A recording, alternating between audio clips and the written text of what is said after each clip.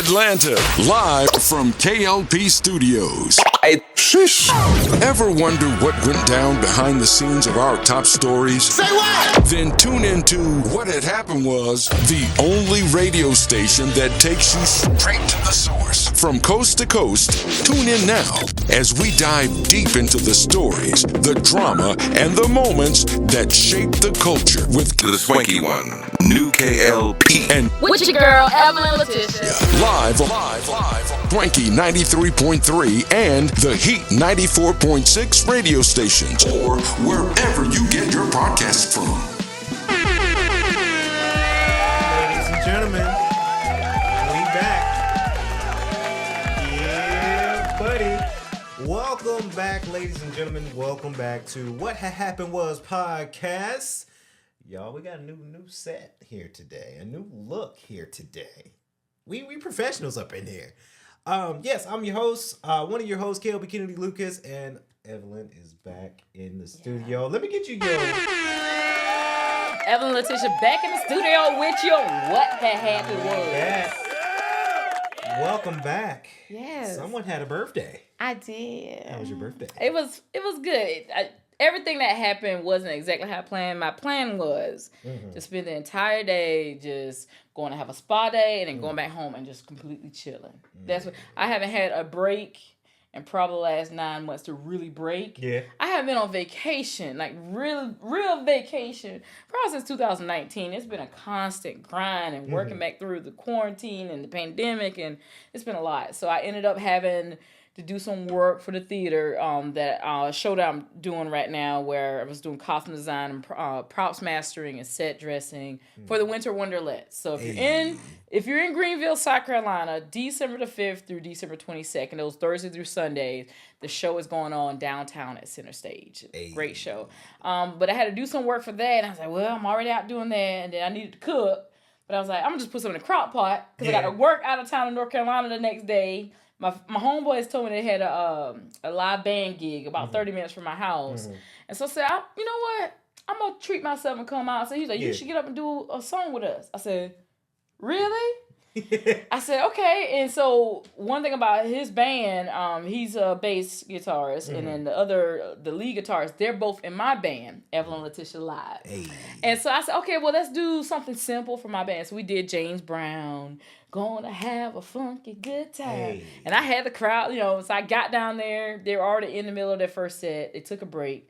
During the break, Chuck was like, so you ready to sing? I said, no, I'm gonna let y'all go ahead and handle it now. Yeah. He said, what? He said, me and Hamp don't got the other fellas to, learn it. And I said, yeah, but their female vocalist was there because at first they didn't think she was gonna be able to make the gig. And I'm like real respective of people's space and everything. And I'm like, I don't wanna.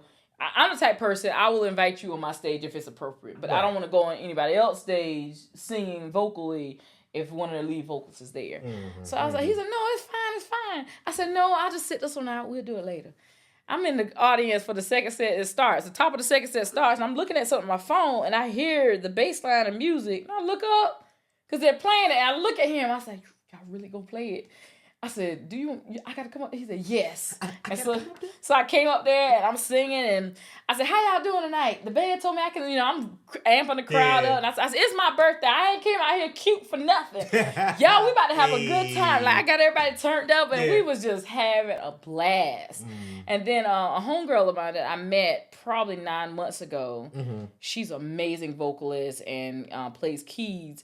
She was in downtown Greenville, and I didn't even know she plays at a bar called Jack and Diane's. It's a dueling piano bar, which is amazing. I've been to some in Charlotte before. I don't know if it's still there, but it's called Howl at the Moon. Yeah. It was like in the epicenter, and that has gone down over the years, so I don't know if it's still there. But she told me she worked there, and she said, I'm gigging from like 8 to 1 a.m. I said, I might ride through after I leave here, because their set was over at 10. I said, I'll get back to Greenville about 10:30, 10:45. So I went to see her. She waived my entrance fee. I got to see her play. And nice. I was in there dancing, having a good old time. Then I had to be back home because I got in bed like maybe 2, 3 a.m. and had to be on the road the next day to go to North Carolina for a gig about 11. So then worked on Sunday all that. It's been a blur. But the thing that happened that everybody was talking about. What happened? And it happened on my birthday. Yes, it did. History was made. The Iron Mike Tyson stepped back in the ring. Now, everybody can have their opinion on whether he should have, shouldn't have. I have the pleasure of being old enough to remember seeing him fight. Yeah. When he was in his prime and that time period. Like, I have that experience. Mm-hmm. There are some kids who weren't even born yet during that time who got to witness him. Of course, it ain't the same Iron Mike that we saw in his prime. He was fighting Jake Paul. Yeah. I think he looks better. I think body-wise, he looked more built and Yeah. bigger. But you also can see that with speed, he didn't seem to have the speed that he did when he was younger. Mm-hmm. But again, he went 8 rounds. You Yes, know, he did. you talking about, 58? Yeah. At 8 rounds when most people didn't expect him to go 3. Mm-hmm. So, I mean, it was an experience. I'm like, dang, I didn't want him to have a loss like that on his record. Yeah. But it happened, but it doesn't negate the fact that at 58 years old, this man stepped in the ring. He conditioned. Yeah. And his testimony has been months ago, like he went through some life, Yeah. threatening health issues. Yes. To bounce back from that and Yeah. to step in that ring and go 8 rounds. Yeah. A lot of people were, and I was concerned too, because when you think about, as you get older, right, your brain tends to kind of shrink a little as you get older because you're getting, up in age there. And I saw this on Instagram, and, we both work a little bit in the medical field, so I kind of knew about it. When your brain shrinks, my word was for Mike Tyson when he has a little bit of a shrinking brain, like he gets punched in the face. That brain just kind of jumbles around in there in the skull, and then it might cause like some brain bleed or something like that. So that was really the only main concern. Yeah. I knew seeing his pictures and the post pictures before match, he's bulkier than ever. So I was like, okay, he looks good. He's feeling good. He's $40 million good too, because that was the contract, $40 million to come fight. So I'll take a punch. If I win against Jake Paul, knowing that I will lose definitely, because I'm a boxer in the gym, but I'm not really a boxer. If they say, Kenny, we'll give you $40 million if Jake punches you in that ring, okay. I'm like, what side of my face? Well, what side? Not the good side, right? Yeah. You need the good side? That's going to be an extra $10 million right there for the good side. But I'll do it. Right? So that was really my only concern. And my question to you, because I've been commenting about this too, and we kind of said it before we rolled the cameras, that I do feel like certain sports, they're in it for the money nowadays, right? Jake Paul and Mike Tyson, of course, they made bukus lots of money from this fight. Yeah. And some might even say that, they're just WWEing it right now. Whether it's kind of a script. And I tell y'all, WWE's not fake, right? I've been to quite a few events. The script, there is a story, but they're really pummeling each other. They're really in some pain. Do you think that UFC, they're kind of getting into that mold that, part of it could be scripted because, it's been kind of a whole storyline on media with Tyson and Paul. With boxing, professional boxing. I think as it relates to Jake Paul, that's been the argument, is that his fights are all either people who have semi-retired or he hasn't really fought any prime, in their prime fighters yet. That's been the argument for Jake Paul. Yeah. Now, you can't negate the fact that the man does train. I'm not, no one's, I think, negating that. He trains hard. But the question is, are you fighting worthy opponents? Because until he fights somebody in their prime with an actual winning record, are we legitimizing all his wins? And some may say a win is a win. A win is a win. So that's the question there, because it's like, okay, Jake Paul, let's see you step in the ring with this person. Yeah. Someone said Wilder. I'm like, let's see, you know. Or Jones, John Jones. Yeah, yeah. I think that's his name. Yeah. I don't follow boxing as you like. I used to, like I said, watch Tyson and Evander Holyfield and some of those people on when I was little, and so I don't know too many of the people, you know, now, unless they're just blown up in the media a lot. But that's the question now for Jake Paul. Is like, where do you go from them? Because most people are like, yeah, you beat Tyson, so you have on your record always say, oh, I fought Iron Mike and I beat him. But people gonna put an asterisk by it and say the man was 58 years old. Yeah, you know, you beat up a senior citizen is what I've been seeing. That's like, I've been seeing that. So it's like in this particular fight, it benefited Mike because how many 58-year-olds you know gonna go 8 rounds right now? Hell, I just turned 37. And baby, the way my lungs is right now, I might give you a good 3. Yeah, a good 3 rounds. 3 rounds. But the thing about me is, best believe I'm gonna knock you out in them 3 because I know my mind I can't go over that right now. So I know I got to get it done in 3 rounds. But to go 8, I can't. So 58 is like, so it benefits and looks better for you know, Tyson that he's this age and went that long and the shape that he got into. But, I mean, I don't really see it being a win situation for Jake Paul, even though he won. Because people gonna always say, oh, you beat somebody who was more than, like, twice your age, and then you haven't really fought anybody that was a worthy fighter in their prime. Set up that to let us see that. You know? So we'll see. It's going to be... interesting ride forward. I know his brother on the podcast, his brother Logan Paul, had talked about, you know, how people do underestimate Jake, and that Jake is actually he wanted to be a SEAL, Marine or something like that at one point. He's like, he really wanted to just like, he's that like focused and disciplined. And so shout out to him for the discipline. But yeah, I think most people want to see him fight some people that can stand there toe to toe and you know. But it was nonetheless, it was historical. Getting it happened on my birthday. You know, another thing happened on my birthday. I have a good friend. His name is Jamie D. He released a new single. Shout out. Oh, wait. Yeah. He released a new single, Riding Like a Cowgirl. And so I did a dance. I haven't even posted any other videos from my birthday just yet.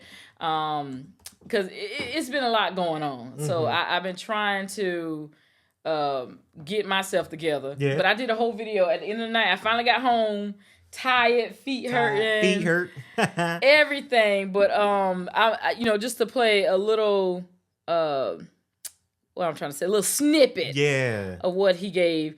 This was me. I'm not gonna put the video up until y'all ready to see it. Yeah, but ready to see it. It ain't ready quite just yet, y'all. It's worthy. Hey.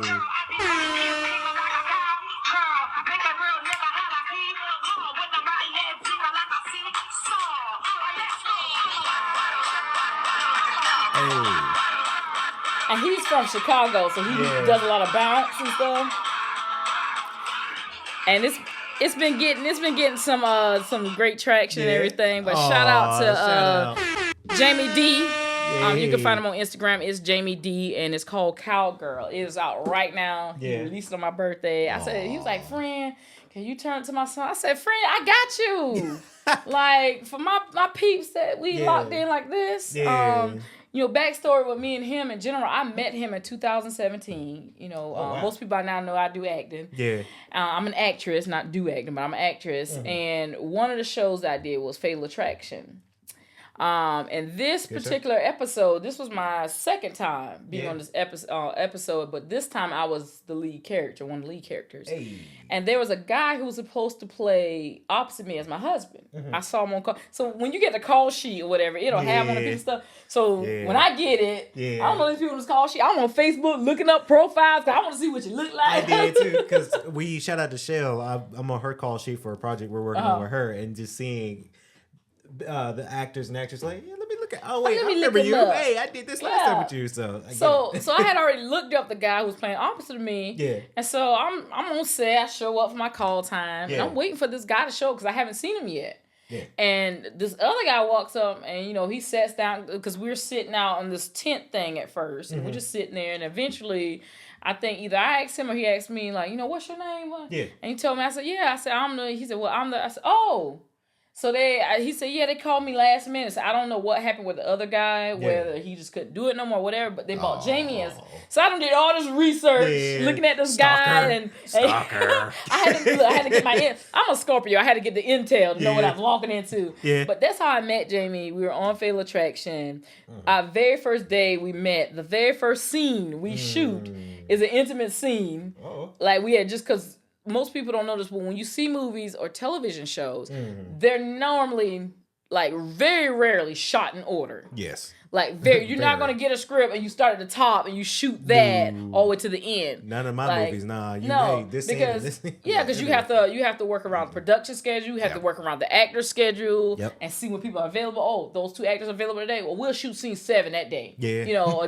So the very first scene we shot was like a we coming back from a date, and so we bust in the room, we're kissing, and I push him on the bed, and I climb on top. This was the very first day we met. Yeah. But ever since then, we have been friends, locked in. And I never thought I would see him again. Yeah. Because he lived in Atlanta, I lived up in Greenville, and I said, well, I'm down there all the time, and he said, well, if you ever come down here, let me know. And I'm the type of person, you tell me that, I believe what you said, so don't tell me that, because I would do that. You'll show up. And so I was in Atlanta, I was like, hey, because he was like, you ever come down, you got a place to stay if you need to stay. And I'm down in Atlanta, turned up, told him we go hanging out. So I would come down to stay at his apartment and stuff, and we've been cool, like brothers since ever since 2017. And so I was like, I got you, friend. And you went through a scene, because I can't stand it. Not getting off topic, but no, get off topic. With like movies and shows, when there's an intimate scene, because you seen it on media where they like, it's so weird, like they roughly kissing and doing all this other action and throwing them on the bed.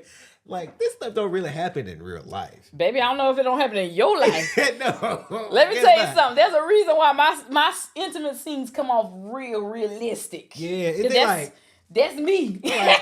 Like they hurt each other. Like, it looked like it hurt. Well, and that's the thing. It's a difference between you knowing what intimacy and foreplay and all that. Like, if you have that lived experience, it's a lot easier to pull from that versus you really don't know. So now you're trying to be. And when you're trying to be instead of living in those moments, it comes off very forced. Like you said, like y'all about to kill each other.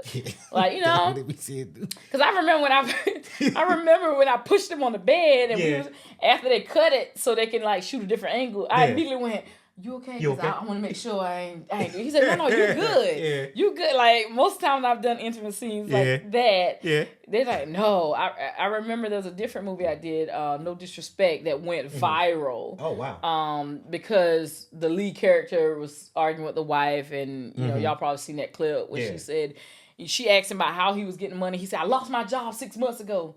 This house, these bills, this mortgage, all financed by my... You know, he was like escorting on the side to pay all the bills. So that clip went viral. But I'm in that movie. In one scene, it's a very intimate scene. And I remember we were filming that. And after the director said cut. And people don't understand this too. Intimate scenes, if you're not comfortable in your own body or professional. That's true. They're not like how some people... They date these actors and stuff, and they're so jealous. I'm like, we're working. We ain't on set having sex in front of people and stuff. I'm sure it's happened on some set, but it's an awkward thing. Like, you got the camera person's in the room, the lighting people are in the everybody's room. In there. If they don't have a separate place for the directors, and they got monitors set up, and the script producer, make sure you saying your script right, your line right, supervisor, and all these people are in the room with you. So it's not like it's just y'all two in the bed and, you know. Yeah. But I remember shooting that scene, and when the director said cut so they can change the camera angles and everything. Yeah. I was like, we doing okay? He said, y'all, it's like y'all really in here. I was like, baby, I pulled from what I know. Yeah. Because I had to be like very vocal in this moment and like clutching. And I was like, I got experiences to pull from. It's artistry. Yeah. I tell you, the weird thing, so doing an intimate scene for an animated movie, because I've done quite a few. Oh, that's unique. Quite a few of my fans like, hey, Kennedy, that's weird. You're like, no, that's how you have to do it. It is so interesting because you're in animation, you're sculpting the characters, right? So it's like, you're sculpting it. It's like, what am I making right now? Child. But it works. It works. And I'm very much big on like consent stuff. So even Yeah. though we're both here for this intimate scene or Yeah. whatever like that, I'm always very much checking in with the other actor to make sure they're okay. Like, hey, I know we're kissing in the set. I know it's in the script and we both know that. But are you okay with me touching you here? Yeah. Are you okay with me touching your face or you know your hair? Like I'm always after they say cut and I always check back in every now and then. And I'm like, please tell me if you're ever uncomfortable with me doing so, saying something. We can address it with the director. I said, but you will not hurt my feelings. Yeah. And then the other thing is I keep Mitch real close. Yeah. I'm like, we doing these kissing scenes and stuff. Yeah. Breath gotta be right. You ain't gonna be on no blog talking about, ooh, Evelyn, I've acted with her before, and her breath was kicking like Bruce Lee. You ain't gonna do that to me. Like, no, sir. Nope. Nope. No, ma'am. Yeah, but movie making, it's amazing. Yeah. It's so amazing. I encourage everybody to really try it out. You know, we've got a film shoot this Saturday, and then this weekend I'm filming a football. See, I'll be following you. You be fine. Because you be doing some ESPN type stuff with Clemson. Yeah, I do a lot of I do running. I'm a runner for ESPN a lot of times. And fortunately for me, when they come down to Clemson University, which is my alma mater, go Tigers. Go Tigers. Our football team. I say that very quietly. I'm still a Grizzly. I do have Grizzly fans that be watching. Oh, okay. So, shout out to y'all too. Yeah. Thank y'all for watching. Thank y'all. Y'all know who y'all are. But no, so it's my alma mater. But when it comes down to Clemson, it's where I live in the upstate. It's only about a 50-minute drive. So I'll go. I'm like, let me make this money, honey. Yeah. And I'm on campus that I'm familiar with, even though they've built a whole lot of new stuff on Clemson's campus. I'm very familiar with the stadium in general. And I get to meet some of the most interesting people on the crew. Yeah. And I'll be down on the football field sometimes. Yeah. And, in the back lot, in the compound.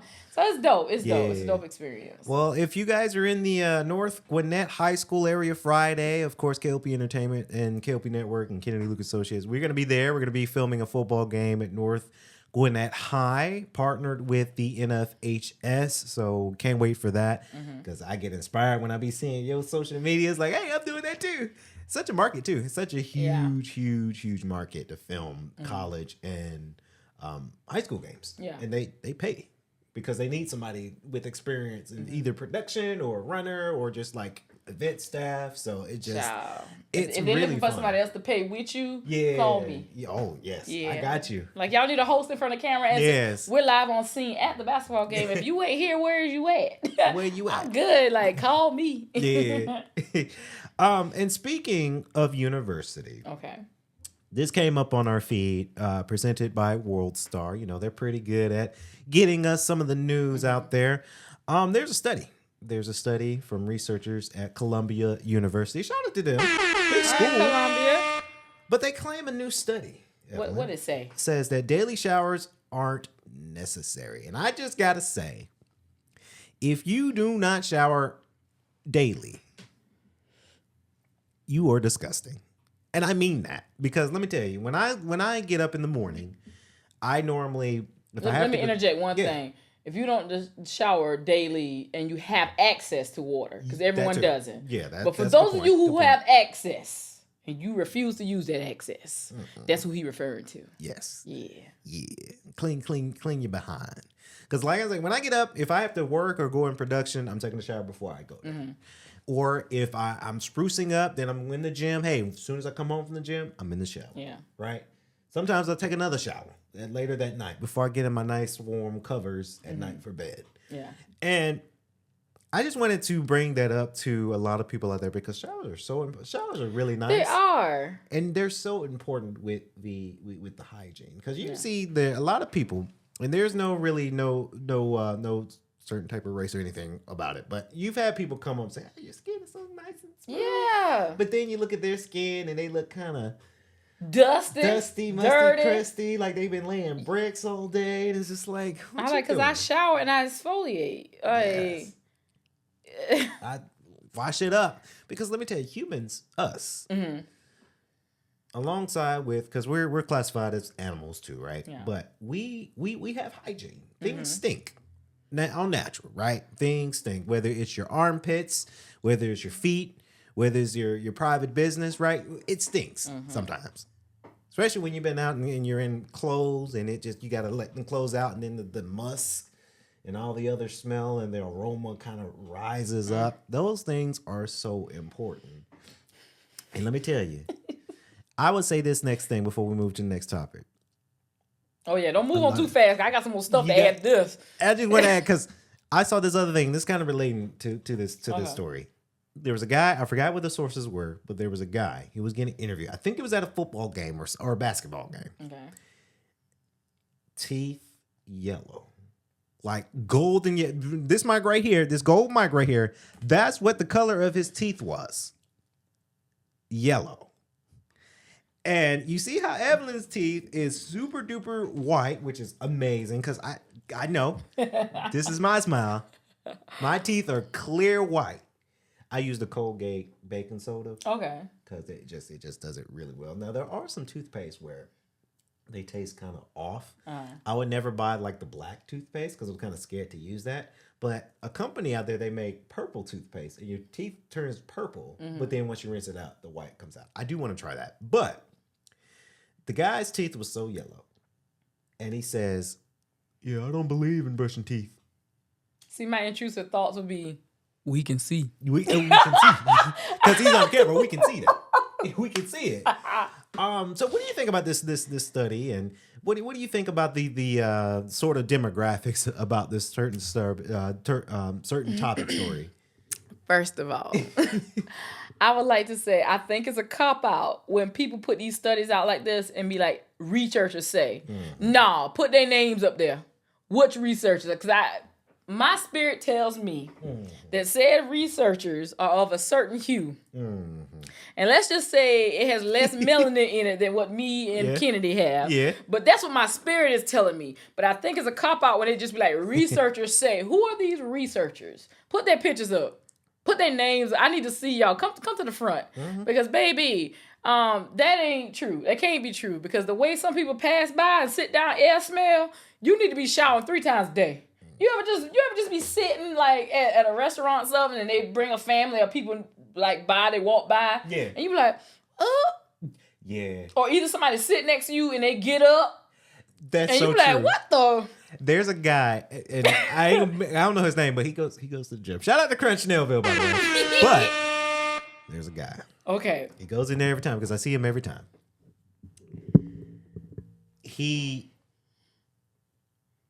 I get that we sweating in the gym, right? I don't smell like rainbows and bubblegum flowers in the gym sometimes. I don't, right? I'm sweating. I mean, I'm working out, right?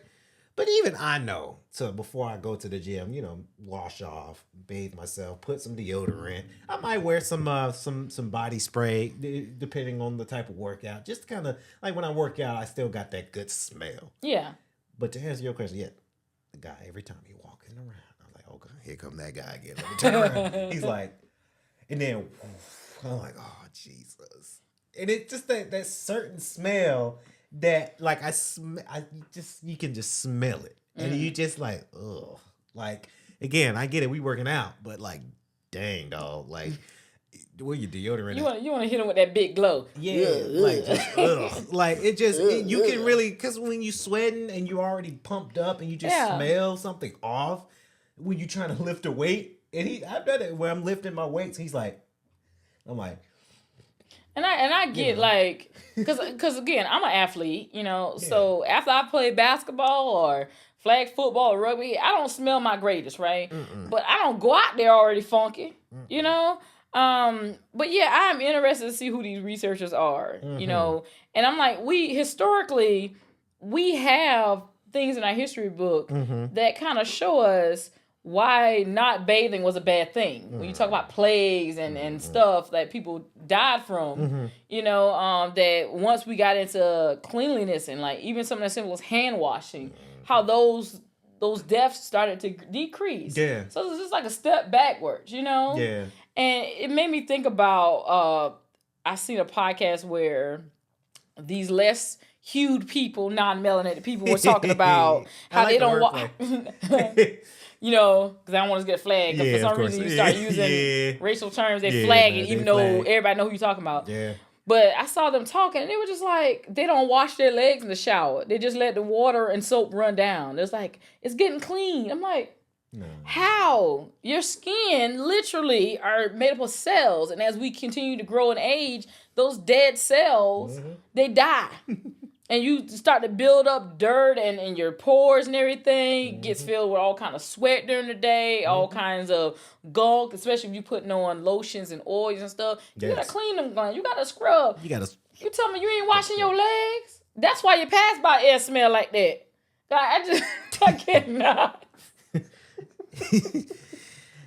I'm gonna start filing charges. Yeah. Cause I feel assaulted when y'all walk by me and your air smell like that. Yeah.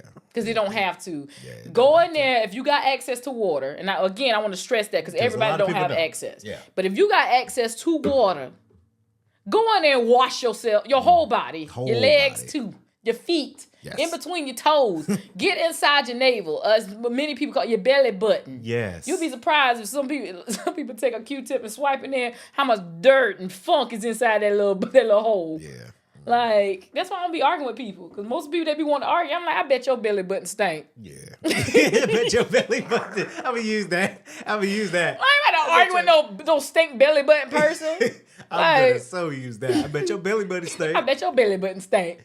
I ain't about to argue with you. And saying, because let me tell you, I've been around mainly my women, but I've been around my gentlemen too that smell really, really good. And like, you know how like... and I love a good smelling person. I love a good smelling person. I be like, too. And I'll stop you. I don't care if I don't know you or not. I will stop. Like, excuse me, I don't... What you got on? You know? What is that you're wearing? Because I get stopped a lot. Yeah. People like, you smell so good. What are you wearing? Most times I be like, soap.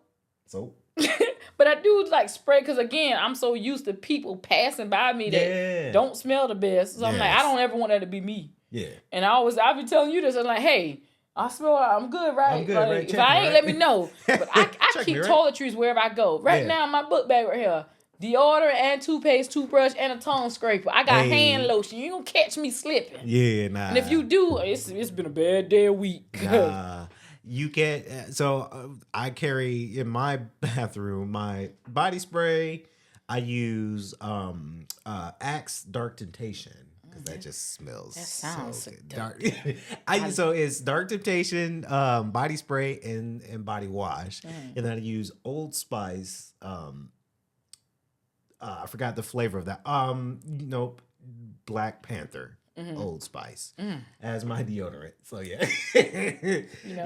I love me a good smelling man or woman. I love perfume. I love cologne. Yeah. Now the woman stick I made one time. I was previously, we talked about this in another episode. I was previously married, and I remember my dad having bought some lotion from I think it was Vaseline, but it was for men. It had like a cologne type smell to it. I loved it, right? Yeah. And so I decided that I was gonna go buy that for my husband at the time. Yeah. Because I love the smell. I bought it. I had to get rid of it in like a week. No. Because every time he put it on, all I smelled was my daddy. Oh. My psychological mind I said, oh no, baby, we got to get rid of this. Yeah. Because the things I like doing to you, you think every time I smell it, my senses are associated with my dad because that was the lotion he wears. I said, oh, baby, we got to get rid of this. Yeah. Nope. Let me get you some Jergens. Let me get you some Jergens. You can't wear this no more. Ooh, yeah. No, I get it, right? Because my sisters and my mom, they wear perfume and a different type of body wash too. And I know some of their stuff that they buy. So when and I've met a girl a long time ago that kind of wear the same kind of smell perfume that my mom was wearing. This was college years, so this was years ago. Yeah.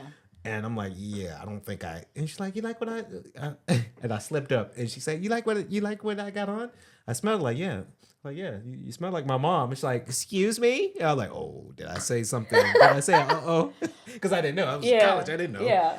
So, and then, we still sort of talk to this day, but not really. I mean, she brings it up every time, though. Because, we talk about, like, word association. Yeah. Like, this even gains word association, but your senses will literally lock in on something. Yeah. And then if you smell it somewhere else, it's still locked into where you previously had. Like I said, I couldn't get the thought of my dad out of my head, because every time I smelled him putting on his lotion, it just immediately went to my dad. 'Cause my dad had been using that lotion for the longest.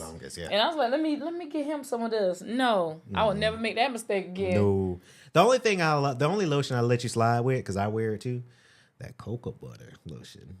Any type of cocoa butter type lotion. Yeah, cocoa butter may have had a hit and miss relationship, because growing up I did not like the smell of it. Really? First of all, Interesting. I think just about every black person has had at least one time in their life growing up, especially us millennials, that it was a big bottle of cocoa butter. It was kind of like in a tannish like bottle, and it had like a brown cap, and it was so watery. I don't know what kind of lotion that was, but you put it on, you be ashy in 2 minutes. But I think that was one of my first introductions to cocoa butter. That I hated that smell. But black people, we live by that darn bottle. I can't think of what brand it is.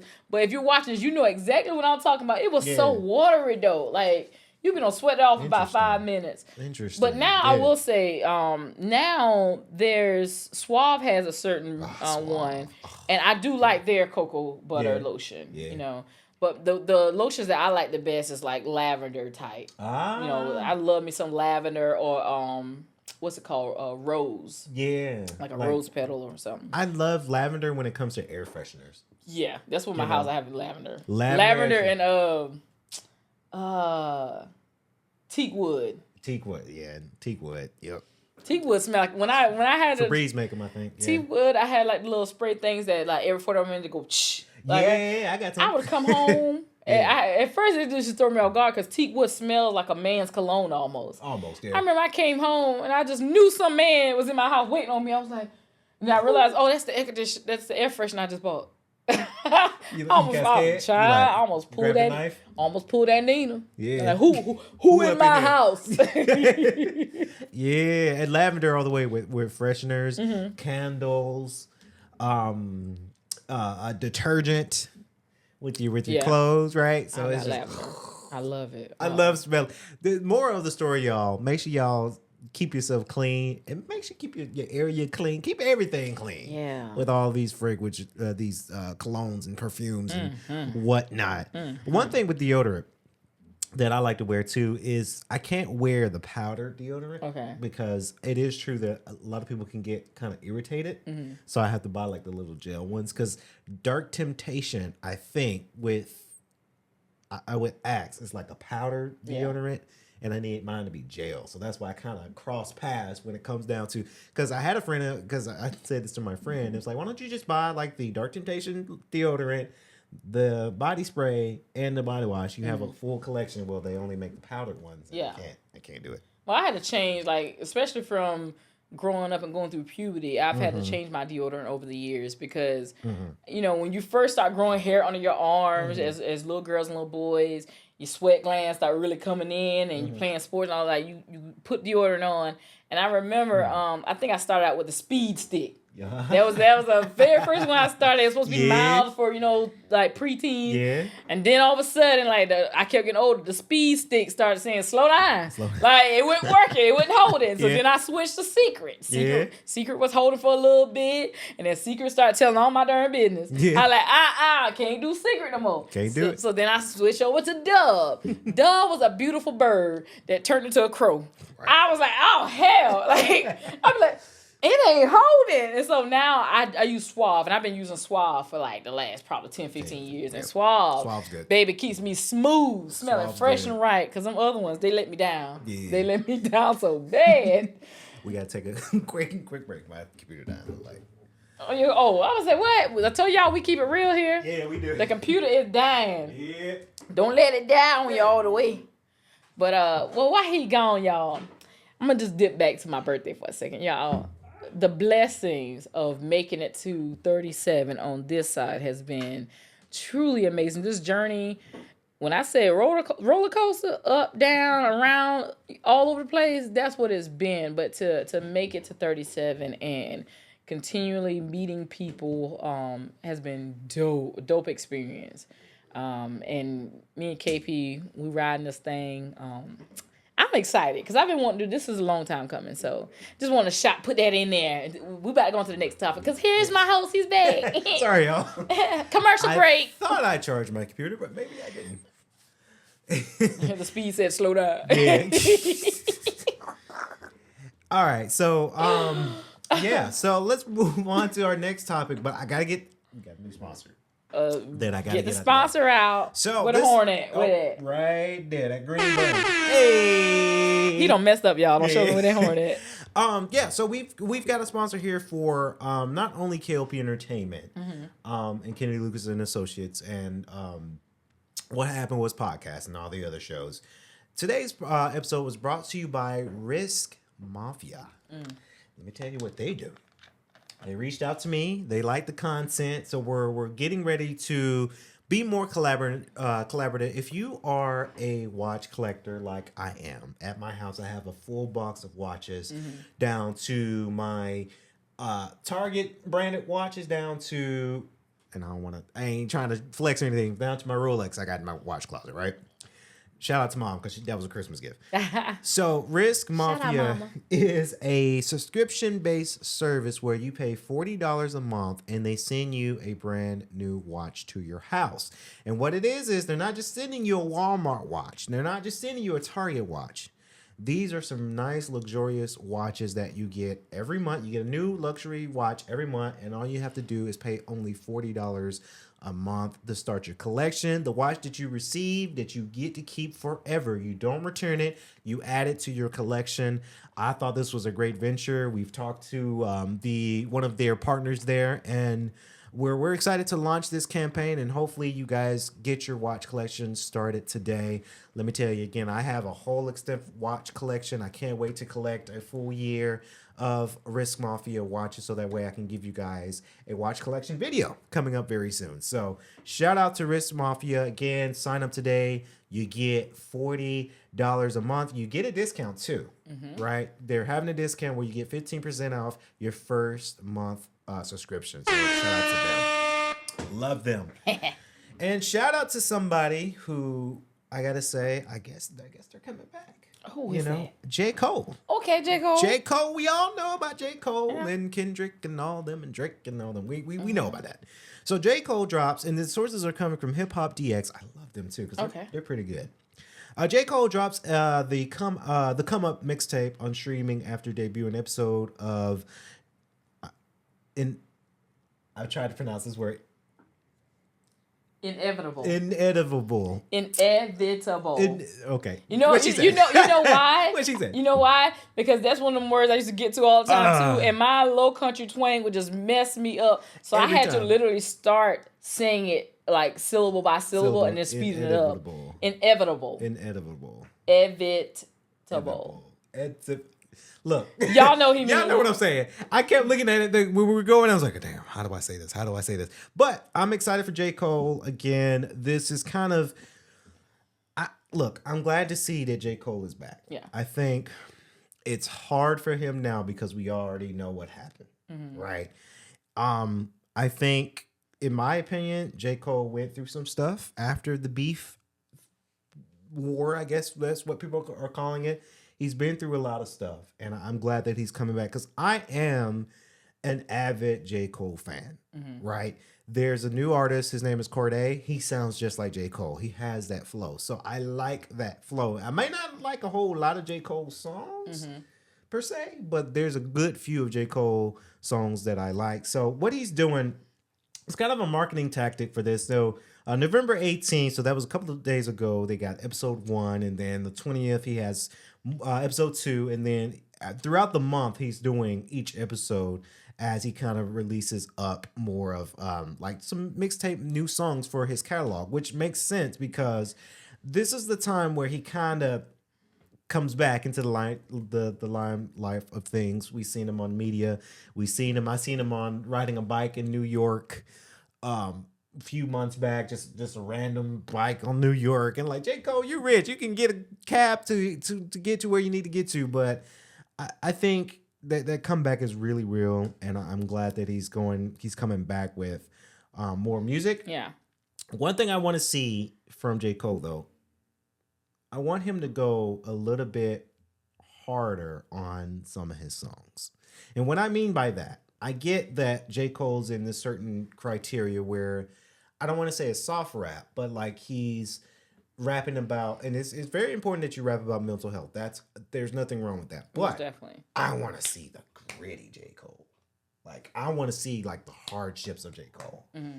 And maybe this feud, maybe this rap war, maybe this fueled him with anger, and now he can put that in his new songs. Yeah, that's what I want to see. Well, I won't say I'm a J. Cole fan, mm-hmm. but there's definitely certain songs that I love by J. Cole, and I pulled them up because I didn't want to mess up no titles. But I love Crooked Smile. I love She Knows. One. I love No Role Models. Yes. The one I love Power Trip, but the one that I really love is the collaboration with Missy. Nobody's Perfect.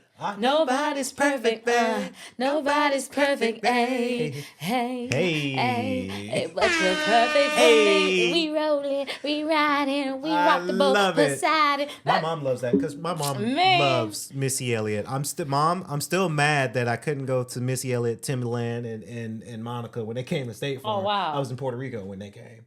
I was so mad, still mad, but. But I love to call your name. Love Missy. She good. I love that. That's my song right there. Yeah. Yeah. So I want to see the grittiness of J. Cole. That might be a little selfish because a lot of people like his. Again, there's nothing wrong about rapping about mental health. I want to preface that and I want to state that on the podcast because I've been through some mental health things even the last year, so I get it. But selfish me, I want to see you get greedy. Well, I mean, he can still rap about mental health and be gritty because mental health deals in all aspects of not just the mental portion of it, the emotional, but the physical and things like that too. And then emotionally, we have a bandwidth of emotions to deal with. So just because he's rapping about mental health doesn't mean he's not going to talk about overcoming certain things and being happy and joyful. Mm-hmm. He may talk about some of those dark times where you will get that more gritty side of him. Mm-hmm. So now you got me interested. I'm ready to hear where he going. Yeah, because he's been through a lot of emotion, right? Yeah. Yeah, he might take us on a roller coaster ride. He might, because everybody since he apologized, and there's again mental health. There's nothing wrong about apologizing, but when he apologized. Social media. They blew him up on social media. So like maybe that's kind of his thing there. That's kind of his ammo, I would say, to give us something very gritty. But after that, with him making music, I think he's still on the board with the Charlotte Hornets. Okay. Because I remember one time when we came up to North Carolina for Chill's screening. For the screening. We passed by the Hornets Stadium. Oh, yeah. And it just reminded me of J. Cole for some reason. Yeah. And I'm just like, oh, man, J. Cole. Oh, he apologized, though. Oh, they trashed him on social media. Oh. But congratulations to J. Cole for sure. Yeah. I'm excited to see, what he does. Like, me being selfish, I want to see the grittiness. I want to see that comeback.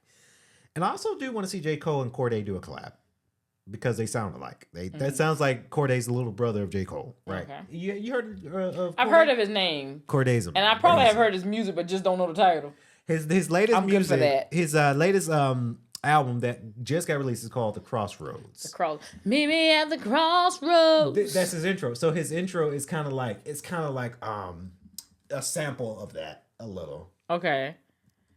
His name is Cordae. Rapper. Oh, I spelled it wrong. It's Cordae. That's him. Okay. Cordae. I like him. I like majority of his music so far. Oh, he's handsome. He's a young buck too. So he's 27, baby. Yeah, he's a young buck. Baby,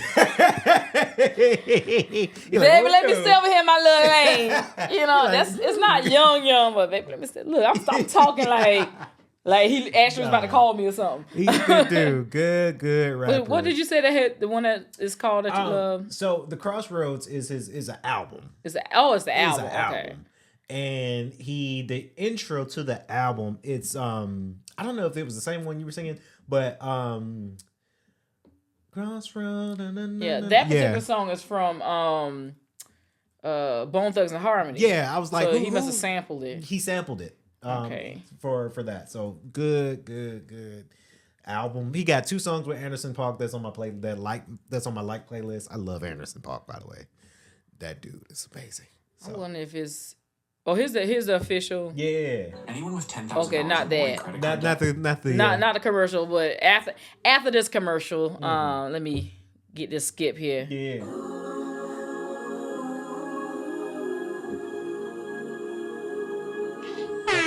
Yeah, I was like, let me get my tag in there. Let me speed it up a little bit. Yeah, you hear it. Oh, he's saying, welcome to the cross. Or... Yeah.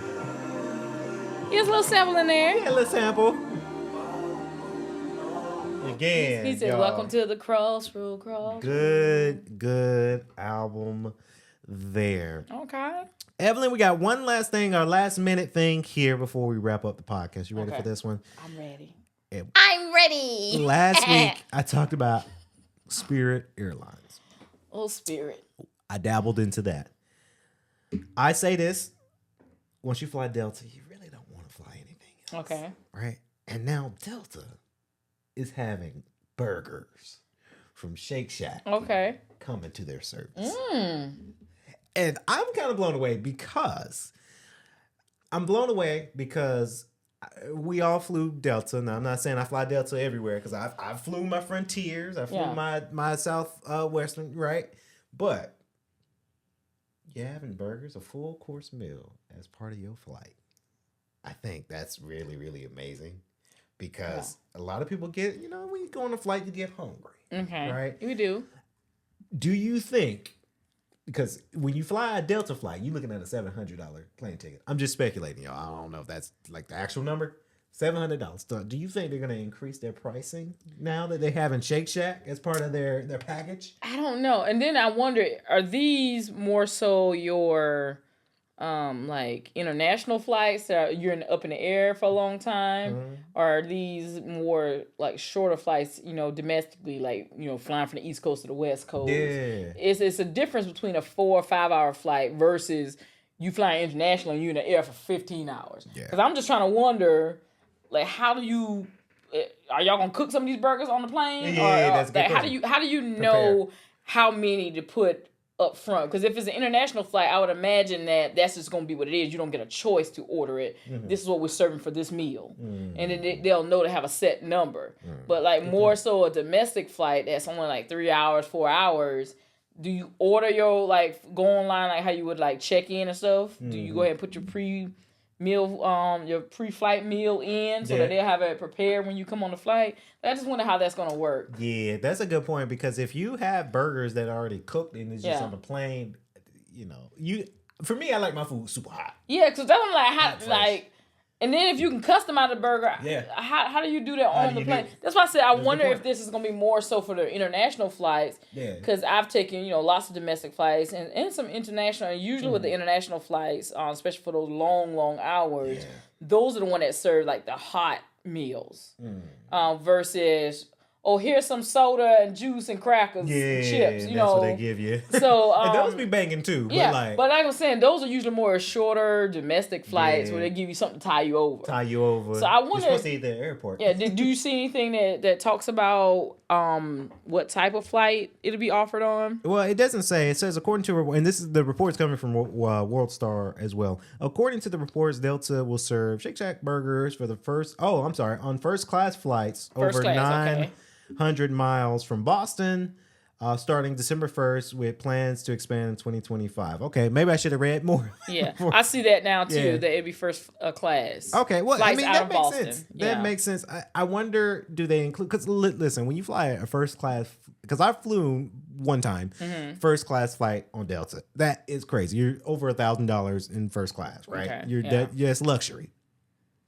But I wonder, do they have that already? Like when you buy that first class ticket, is that you already get that included, or is that something extra you got to pay? Right? Because companies like Delta could say, okay, no, you pay extra, right? And people are going to pay it, right? Yeah. But I think it would be a good deal if they added it as an includement for that first class ticket flight. And for those of you who are flying, it said that this will start on December the 1st. Yes. So if you're flying out of Boston, December the 1st, and then again it expand to other U.S. markets throughout 2025. If you love a burger, and they're going to have it on the plane. And I'm more of a chicken sandwich kind of guy because, I'm on a health workout kick. So I'm not saying burgers are unhealthy. Sometimes you need that protein, but I prefer a chicken sandwich, but sometimes I can go down, with a nice mean burger. Yeah. Ketchup, the burger, ketchup. Well, you talking about food. When I walked in the studio today, I was like, who cooked? Who It smells cooking? Yeah. Who cooking? Look, I don't told your people, like, hey, y'all need me to taste something. Taste Do test. it look like I pass up on taste test? I got y'all if y'all need me to taste something. But yeah, congratulations to Delta. I mean, it is true. Once you fly Delta, you really don't want to fly anything else. But I ain't said all that for me, but I say that very softly because there's nothing wrong if you don't fly Delta. You're not in a certain status. You're still a human being. Yeah. But congratulations. I think this is a great partnership. I mean, honestly, if you got a restaurant you're partnered in one of the major Delta major airline flights out here in the company, Delta, that's a good deal to me. And I'm just want to go ahead and put this out there that if you're someone out there and you want to give me a late birthday gift by putting me in first class, so I can try these burgers for you, or if you want to go ahead and get me a pre-birthday gift for my birthday coming up in 2025 November, go ahead and put me on there. Me too. I'll be turning 29. 29. 29 in 2025. I remember 29. It was a little while ago. Yeah. Well, Evelyn, this is going to wrap up this episode. That was a good wrap. Ladies and gentlemen, again, thank y'all for staying tuned. This is the set, presented by Evelyn Letitia. She invested. It's a team effort. Into the studio. I told Kennedy, I told him last time, I said, baby, I think we can have more just a little bit more space. More space, because I like to use my hands and my phone. I don't like to have my phone sitting on my thigh. And then it was something about y'all just seeing my lap. I was like, I don't like that view too much. And we improving. And he had such great equipment, and we had this sitting, on a little trash can table. So I was like, we need the room. And so the space. I saw this. Shout out to Facebook Marketplace. Baby. When I tell you I be finding decor and stuff, and I know how to bargain, I know how to get some deals. And I saw this table and I said, oh, this is perfect for us. We can get the Rode mics placed and not be right in our face, and we can spread out a little bit. And we set this up, and here we are. Yeah. We rolling, rocking and rolling. And I just noticed it matches your other desk over there. Yeah, it does. All right. It gonna look like this room's supposed to be like this. Yeah, I know. It was meant to be. MTV. Yeah. So guys, please, if you're watching the video version of this podcast, thank you so very much, by the way. Share it with your friends. A lot of people have been tuning in. So we love the support and just have it. Just share this out to everywhere because we're trying to get the show up and popping. Yeah. And people have been liking it, right? A lot of people are saying, hey, I liked your episode last week. So, and also if you're listening to the audio versions of this, Spotify, iHeartRadio, Apple Podcasts, Amazon Music, and Audible, thank you guys so very much there as well. Yeah.